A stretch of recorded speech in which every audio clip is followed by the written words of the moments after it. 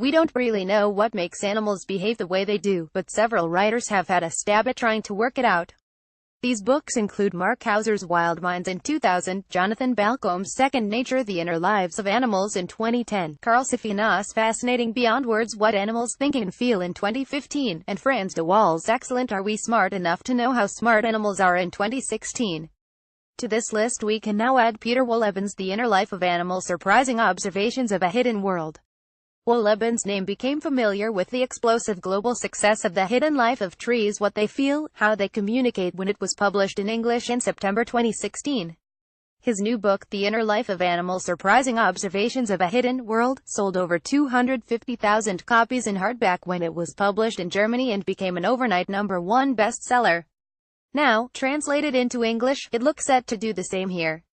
The success of Trees seemed to be attributable to a number of elements: the fascinating scientific research of Suzanne Somard, who introduced us to the idea of ancient mother trees, and the Wood Wide Web, the means of communication trees used to transmit their needs to one another. Wohlleben added to this his vast anecdotal knowledge of how woods work, acquired over many decades working as a German forester.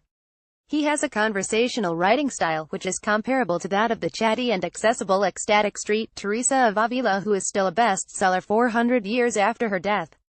We have already formed our own ideas of how we interact with pet dogs, cats and garden birds that return year after year. Wohlleben presents short chapters in bite-sized portions, so the reader has a constant sense of learning something new almost with every page, and he employs this same model with The Inner Life of Animals.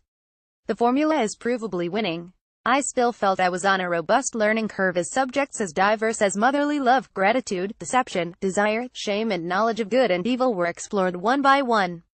Many of his stories are fascinating. The tale of an abandoned fawn, brought home by children when it had been carefully hidden by its mother, so that she could graze and replenish her milk reserves, seems, on the surface, no different from the countless tales of fledglings brought home by well-meaning children and raised as pets. But the deer, when it matured, far from becoming tame, tried to chase away its human parents, which now encroached on its land, resulting in violent attacks on its human foster parents. An exploration into the intelligence of pigs asks if researchers know so much about the intelligence of pigs. Why isn't the image of the smart pig publicized more? I suspect it has to do with eating pork. Wohllebens' candid observations invite scrutiny of our dietary habits, although, as David Attenborough pointed out, we don't feed lions grass. In other places I found myself struggling with Wohllebens' theories.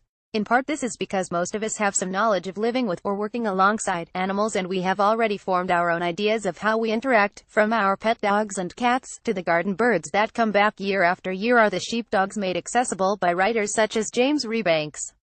But there is also a slight two-book deal feel here, and the manner in which Wohlleben attributes human feelings and morality to animals is spurious.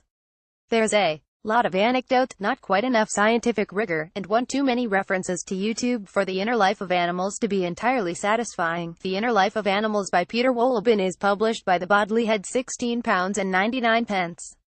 To order a copy for £12.55, go to guardianbookshop.com or call 03303336 Free UK PP over £10, online orders only. Phone orders mint PP of £1.99.